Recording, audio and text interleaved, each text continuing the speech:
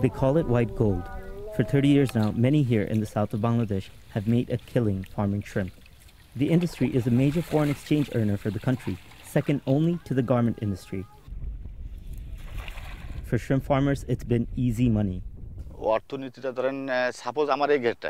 Take my farm. Whatever I invest in it, I'll get 6 or 7 times as much money in return. It's a really profitable business. But the industry hasn't rewarded everyone equally. All this used to be farmland and home to a large number of farmers. Ayub Ali Ghazi can work this stretch of land by hiring just 4 or 5 laborers. That's good news for shrimp growers, bad news for the locals. Before, an area of this size would have provided an income for several dozen farmers. A few kilometers away, Shekhar Chandra Sardar struggles to grow his crops on this soil. It's so salty it's turned white.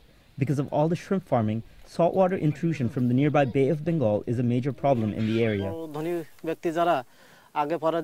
Shrimp farming has benefited people, but it's benefited those who already owned a lot of land, those who were already rich. Small farmers like me haven't gained from it at all.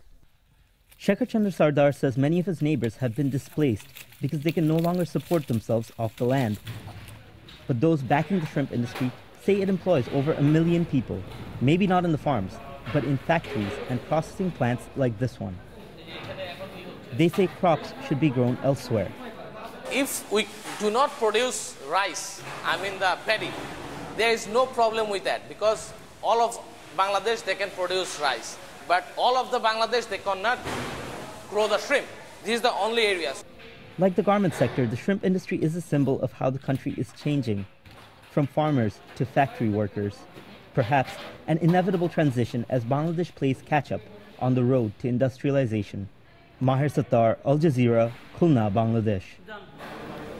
Well, shrimp farming may bring good revenue, but it's got a high environmental cost. The salty water is destroying wetlands, mangrove forests, polluting land and depleting wild fish stocks.